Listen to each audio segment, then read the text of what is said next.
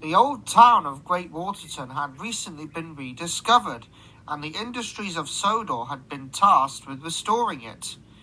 After Thomas had had an accident outside the town, Stanley, a new tank engine, had been sent to work in his place.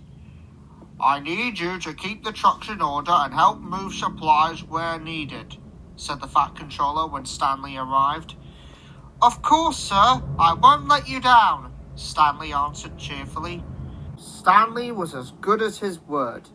He had the trucks neatly stored in the sidings and would bring in needed heavy materials without fuss. Both workmen and engines were very impressed. "I've never known an engine to wear a smile as broad as Stanley's," commented Edward to Henry as he shunted waste trucks behind him. Henry laughed. "I know of someone who could try being as chipper as him." As Henry departed, Edward then looked over and spotted a familiar face working on the road by the town. Buster the steamroller had been called away to help saw logs in a forest nearby, which meant George the steamroller had to do his work instead, much to his chagrin. "Stupid old town, not even worth saving. I don't know why they bother to try," grumbled George loudly. "Oh dear," thought the old engine. Next day, Stanley and the workmen were preparing to replace the rusted tracks by the water tower. They were waiting for James to bring Rocky to help lift the old rails. "How's about you let me come over there and I rip up those rails for you?" jeered George from the town. Stanley was surprised. When James arrived, he asked him about George. "He's trouble with a capital T. I'd steer clear from him.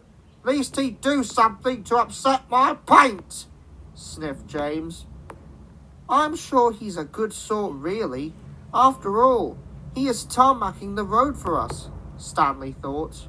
Soon, Rocky was in position and began raising the old rails up and lowering them onto flatbeds. As Stanley was waiting for the flatbeds to be readied, he spotted George glaring at him by the platform.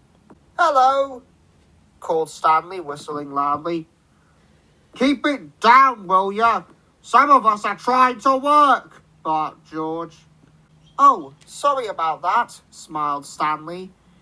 "Have you taken on enough water? It can be rather hot work, this, and I'm just making sure the engines don't run dry." George was taken aback. He hadn't been expecting such a friendly response.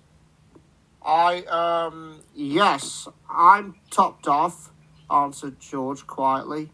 "Ah, that's good. Thanks for pitching in with the restoration, by the way. We wouldn't have the road looking so smooth without you," bubbled Stanley. By now, George had gone bright red. No one had ever been so nice to him, and he wasn't sure how to respond. "Come on, George, back to work," said his driver, and pulled the lever. "Goodbye, George. See you later," Stanley peeped.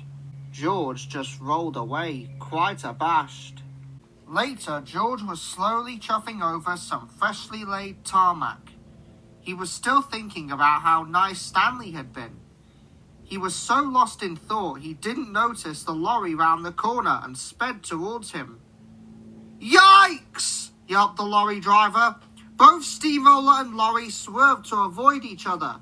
The lorry came to a shrieking stop, and George hit some scaffolding by an old building.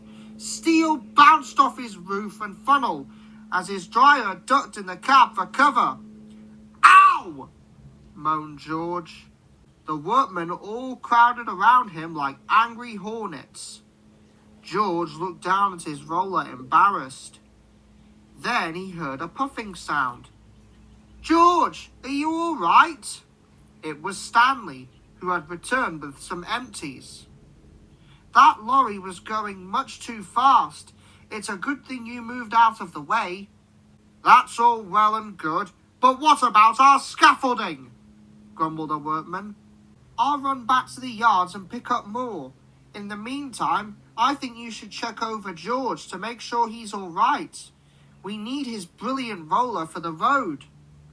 The workmen didn't know what to say, but soon began to check over their steamroller.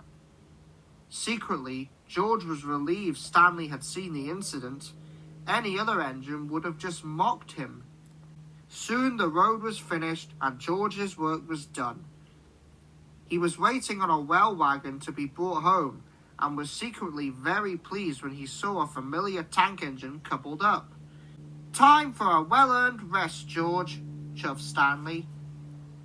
Thank you," said George quietly. "Did you say something?" Stanley asked. "I said, hurry up, you," snapped George shakily. Stanley laughed and began to puff away. As the old town began to slip past him, George gave a small smile, knowing he had a secret new friend on the no-good railway.